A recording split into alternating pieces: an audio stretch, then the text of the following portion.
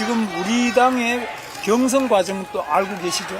저는 정확히 모릅니다. 그러니까. 당의 일을 어떻게 속속들이 알겠습니까? 저는 당이 정하는 거면 다 받겠다. 왜냐하면 이제까지 경선을 면밀하게 주도하고 만들고 했던 거는 저는 당이 아니었겠나 그렇게 생각합니다. 그거는 아마 후보로서 나서신 우리 후보님께서 그런 절차를 협의를 하셨겠지만 그거를 구성은 하지 못하셨을 거 아닙니까? 그러니까 지금은 이제 후보가 되셨으니까 충분히 의견도 제시하실 수 있을 것이고 그런 걸 통해서 저는 오늘 내일 하면 됩니다.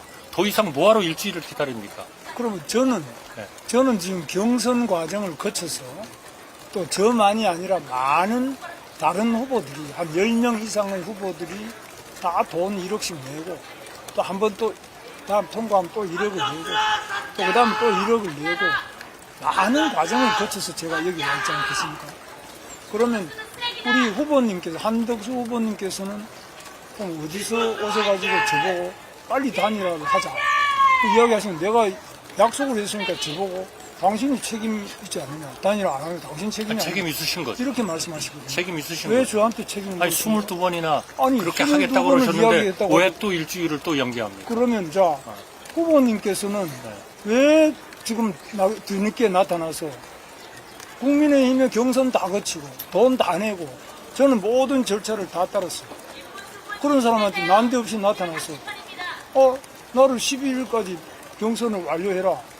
그 말씀 아닙니까? 완료하라고 제가 말씀드린 적이 없습니다. 저는 지금의 상황이 너무 급하고 우리가 그런 무도한 정당이나 그런 생각을 하는 분들한테 이 나라를 넘겨가지고는 정말 우리가 이제까지 쌓아온 오늘 박정희 대통령한테 가서도 제가 그걸 느꼈습니다만 한강의 기적을 이룬 경제 기적의 첫 발을 내디딘 그런 대통령께서 이룩하신 물론 공과가 있습니다. 그러나 우리나라를 살리고 우리나라를 제대로 된 나라로 그렇게 부강하게 만든 그분의 그런 것들을 봤을 때 우리가 그런 무도한 정부, 엉터리 정책을 하는 정부한테 넘길 수는 없다.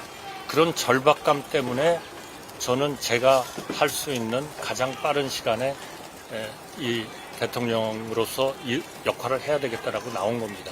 그러니까 저는 그거는 후보님한테 달렸습니다. 저는 오로지 제가 말씀드리는 거는 당이 정하는 모든 방식, 당이 정하는 어떠한 것도 다 받아들이고 우리 후보님하고 단일화를 했으면 좋겠다.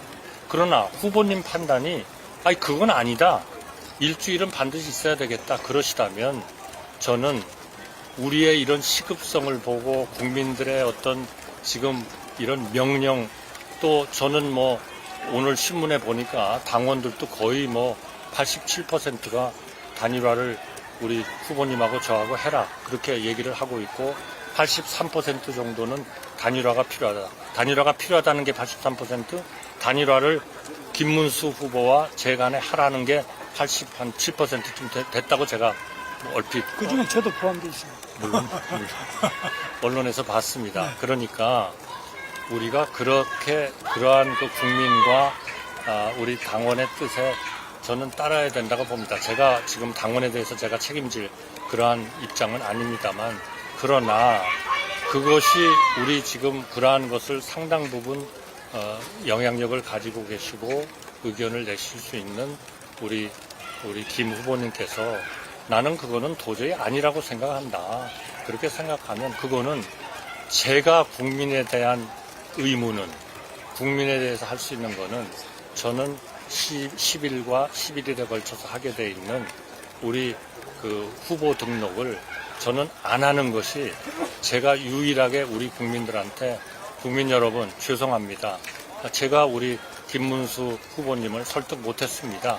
라고 하는 것에 대한 제대로 된 저의 결정이다. 저는 그렇게 믿고 있습니다. 저는 이제 궁금해서 묻는데 그러면은 그렇게 국민의힘의 당의 모든 결정에 따르겠다고 하신다면 당연히 국민의힘에 들어오셔가지고 국민의힘의 경선에 참여하는 게 옳지 않겠나 이렇게 생각할 수밖에 없지 않겠습니까? 근데 왜 다 끝난 다음에 나타나셔서 글쎄요. 당신이 글쎄요. 저는 약속을 22번 했는데 안 지키나 이렇게 청구서를 내미는 것은 청구서 조금 아닙니다. 문제가 아니죠. 아니, 청구서 아닙니다. 제가 어떻게 청구서를 내밀겠어요? 글쎄 말이죠. 저는 다만 이해가 좀 안 우리 국가의 전체적인 상황이나 우리 국민들의 그러한 명령에 가까운 어떤 희망이나 또 당원들의 희망이나 네. 이런 것들을 봤을 때 저는 우리가 하루 이틀을 미루고 일주일을 미루고 이거는 정말 예의가 아니라고 그렇게 생각을 그렇게 믿고 있고, 우리 후보님이 그거를 안 믿으신다면 왜 이제 나타났어 이렇게 생각하셔서 후보님은 도저히 그거를 받을 수가 없다. 그러면 저로서의 결정은, 저의 국민에 대한 결정은 제가 후보로서 등록하지 않는 것이다. 그렇게 믿고 있다는 말씀을 드리고요. 그러니까 어디에 있다가 지금 나타났냐 그런 말씀은 조금 그 전체적인 상황을 정확하게 보시는 건 아니지 않냐. 만약에 지금 이 단일화라는 게 제가 된다고 보장되는 것도 없고 우리 후보님이 반드시 이 단일화에서 이기신다는 것을 담보할 수 없는 이제 그런 상황에서 한번 이 결정을 받는 거 아니겠습니까? 그렇다면 우리 후보님이 만약에 아니시고 제가 이렇게 됐다. 그럼 저는 아까 말씀드린 대로 즉각 입당을 하겠다. 왜냐하면 그거는 국민의힘의 전체적인 이 선거에 대한 여러 가지 우리가 일종의 당이 할 수 있는 여러 가지 일들이 있기 때문에 그걸 당연히 같이 해야 된다고 믿고요. 만약에 그때 제가 됐다. 그러면 만약 제가 단일화라는 걸 해가지고 무소속 후보로서 제가 갑자기 마음이 바뀌어가지고 저는 뭐 단일화를 해서 우리 후보님이 양보를 해주셨는데 저는 계속 무소속 후보로 남아있겠습니다. 이러는 상황이 돼버리는 방법도 그런 상황도 저는 절대로 그렇게 않겠다. 저는 즉각 입당하겠다는 것을 공개적으로 밝힙니다만 그것하고 크게 다를 게 뭐가 있냐. 저는 이제 그 말씀을 드리는 겁니다. 그러니까 자꾸 왜 국민의힘에 진작 들어오지 안 들어왔냐 하는 거는 그거는 제 사정이 그랬었다는 거를 제가 지금 설명을 드렸고요. 그거를 좀 이해해 주셨으면 좋겠고 또 이해를 안 해 주셔도 할 수 없습니다. 그거는 우리 후보님의 판단이시고 저는 또 저의 판단을 하는 수밖에 없다. 그런 과정에서 어떤 게 정말 우리 국민을 위하는 길이냐, 어떤 게 진짜 우리 당원들을 위하는 거냐 하는 거는 저는 저대로 판단할 거고요. 후보님은 후보님대로 판단을 해주시죠.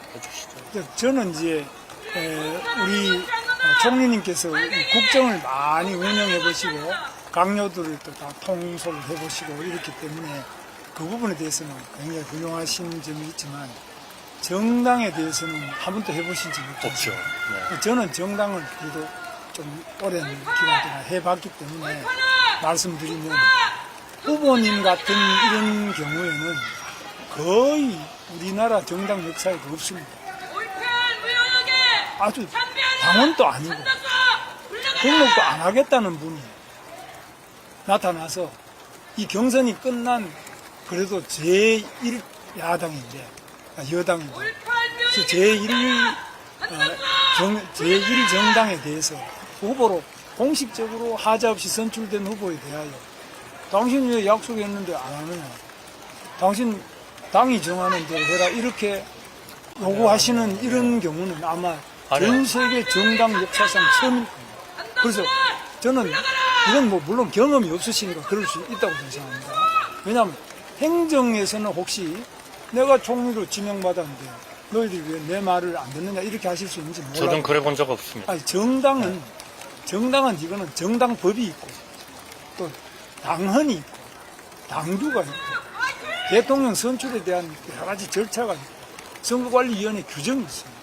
여기는 여기대로 그 규정과 규칙이 있습니다. 그런데 여기서 볼 때는 도저히 지금 후보님께서 하시는 말씀에 대해서 저만이 아니라 제가 그렇다는 게 아닙니다. 우리 같이 뛰었던 10여 명의 그 경선 후보들이 지금 심지어는 손해배상 청구 소송까지 해야 됩니다. 뭐 후보님한테 한다는 게 아니라 당에 대해서. 왜 그동안 경선을 했느냐? 왜 우리 보고 돈을 내라고 했냐? 우리를 완전히 들러리 씌우려고 이렇게 했느냐? 이 손해배상 청구 소송을 안 할 수가 없다. 이렇게 이야기하는 후보들이 전부 다 합니다. 저만이 그런 거 아니에요. 그래서 이런 어려움도 있다는 것을 좀 이해해 주시면 좋겠습니다.